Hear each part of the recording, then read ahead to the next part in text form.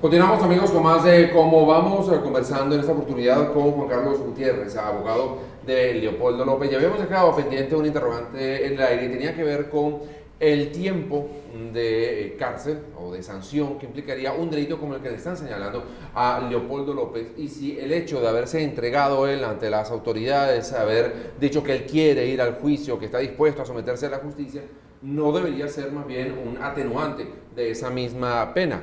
Bueno, vamos a ver qué nos dice Juan Carlos Gutiérrez al respecto. ¿Eso es así o, Mire, o son, no sé, fantasías nuestras? No, absolutamente no. La consecuencia jurídica de que una persona que está siendo requerida por un tribunal de la República mediante una orden de aprehensión y esa persona voluntariamente se presenta, es la mejor evidencia de que esa persona quiere someterse al proceso. Y si esa persona quiere someterse al proceso y da la cara y está allí para ello, entonces se desnaturaliza lo que la ley conoce como el peligro de fuga. Son dos. ¿Y eso está contemplado claro, por escrito en la ley? Sí, No puede ser una interpretación filosófica de un juez. ¿Cuándo se dicta una orden de aprehensión? Cuando hay una persona a quien se le persigue o se le investiga por un delito que merezca pena de privación de libertad, que sea mayor de 3 años, y esa persona existe riesgo que se fugue, existe riesgo que pueda alterar o influir en las evidencias del proceso. Pero un caso como el de Leopoldo López, entonces él dio la cara, es el primer interesado en que se celebren los actos. Estuvo allí el día de la semana pasada, el día de la audiencia, preparado y dispuesto a someterse al proceso. En casos anteriores siempre ha dado la cara, nunca ha tenido órdenes de captura. Ya la etapa de investigación culminó, ya no hay posibilidad que se pueda alterar ninguno de los testigos. Entonces esas condiciones de peligro de fuga, de obstrucción al proceso o obstrucción a la búsqueda de la verdad están desnaturalizadas. Ya es imposible que eso ocurra. Y esto habilita, y más que habilita, legitima, ya se imperiosa la necesidad de que Leopoldo López le den una medida cautelar. Es decir, una medida cautelar que permita la continuación del proceso penal y él sea juzgado en libertad. Recuerda que eso es un derecho fundamental, el derecho a ser juzgado en libertad. Cuando una persona se le juzga es inocente, se presume inocente. Bien, eso puede ser una alternativa, sin embargo, te insisto, más que entrar en polémicas para la defensa, lo fundamental es hacerle ver al sistema de justicia venezolano, al Ministerio Público y a la opinión en general de que Leopoldo López está férreo en cuanto a su convicción, en cuanto a su certeza de la legitimidad de sus actos, y él quiere enfrentar su proceso, y esa es la estructura de la defensa como está planteada. ¿Qué pena requiere o qué pena conlleva los delitos que se le están señalando? En un supuesto que damos ya como negado, lo planteamos como imposible que eso ocurra, ante la incoherencia entre concursos de los tipos penales que se están imputando. De ser así, por los 4 delitos, bueno, pudiera llegar a una pena hasta de 10 a 12 años en cárcel. Pero hay delitos que no se han cometido. Un tema muy sencillo. Ustedes están aquí cerca. La Fiscalía está hablando del delito de incendio en la Fiscalía. Ustedes pasan a diario al frente de la Fiscalía, a ustedes les consta que ese edificio no se quemó. Que la biblioteca, que lanzaron bombas molotov, no hubo incendio, ese hecho no ocurrió. Ese delito no puede proceder. El delito de asociación criminal, ¿con quién? ¿Cómo? ¿Dónde está la banda organizada? ¿Cómo está estructurada esa banda?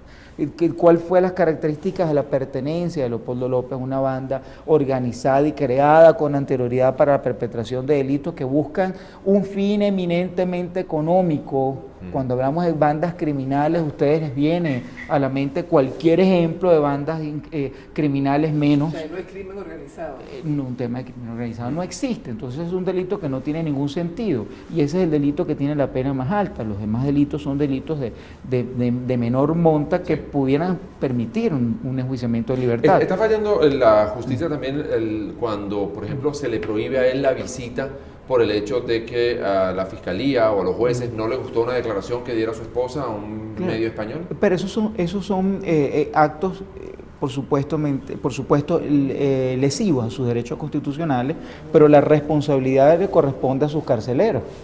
Está preso en una cárcel militar, sometido a autoridades militares que son las que toman decisiones. Y aún más grave, eso es una sanción. Claro, pero los militares también tienen que someterse a lo que dice la Constitución. Debido no proceso. Por encima de la Constitución de las leyes, por mucho uniforme y muchas pistolitas que tengan. Es así, mi viejo, y eso es justamente el tema. Se impone una sanción administrativa sin proceso previo, sin derecho a la defensa.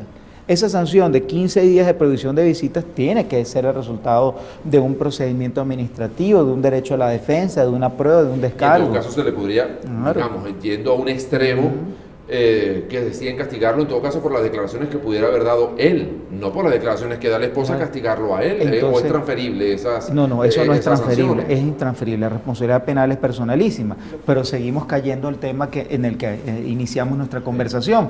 Es un preso de conciencia, es un preso por expresar ideas y pensamientos, es un preso por disentir, es un preso por exigir el cumplimiento de la Constitución en términos inconvenientes al gobierno nacional. De una pregunta, si se quiere, personal. ¿No es muy frustrante para ti como abogado defender algo que tú sabes que el gobierno o que el Poder Judicial va a negar? Digo gobierno porque se confunden, ¿no? No, absolutamente no. Quienes tienen que estar frustrados en este momento, y estoy seguro que lo están, son los miembros del sistema de justicia que conocen el derecho como yo lo conozco y saben que este caso no procede. Ellos sí tienen que estar frustrados. Quienes tienen que estar frustrados son los miembros del sistema del Poder Ejecutivo que de alguna manera han generado influencias y han vulnerado la autonomía judicial de manera ilegítima. Eso sí debe generar frustración. Nosotros estamos haciendo lo correcto y lo seguiremos haciendo con absoluta seguridad, certeza y convicción que estamos bajo los parámetros legales. Quien debe dormir muy mal es el responsable de la detención de Leopoldo López, el responsable de los atropellos a los estudiantes. Estas cosas espantosas que hemos visto durante estos días, eso genera responsabilidad. Hay dos muchachos que le están, de alguna manera, también pertenecen en el procedimiento del 12 de febrero, en las puertas de la Fiscalía se generaron 16 detenciones.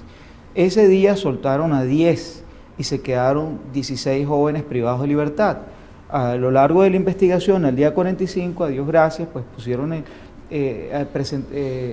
les digo la cifra exacta, dejaron a 2 privados de libertad, dejaron a 2 acusados para ir a juicio, pero en libertad, y otros 2 la Fiscalía no presentó acusación, es decir, se les quedó el caso bajo archivo, abierto, sin acusación y en libertad.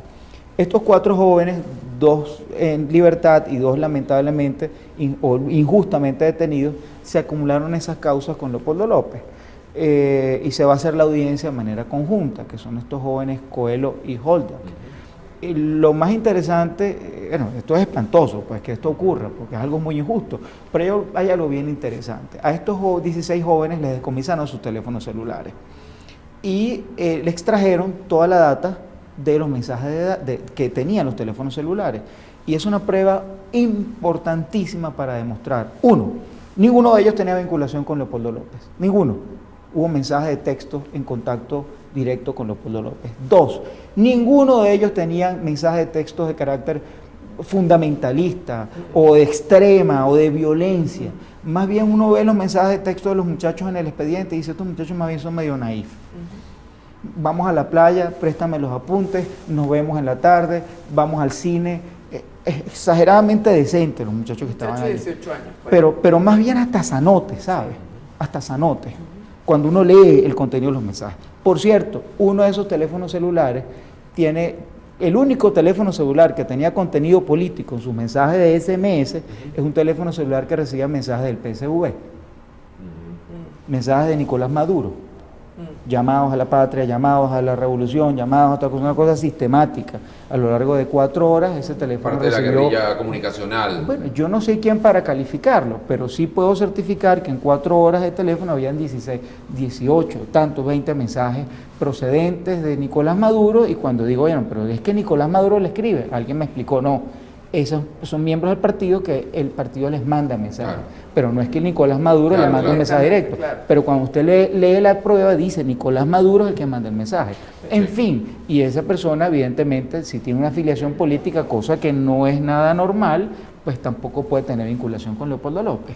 Entonces, lo que les quiero decir es, hubo hechos irregulares en la Fiscalía, no hubo delito de incendio, no hubo asociación criminal, hubo hechos de violencia, pero esa violencia no provino de Leopoldo López, esa violencia no provino de los estudiantes que estaban allí.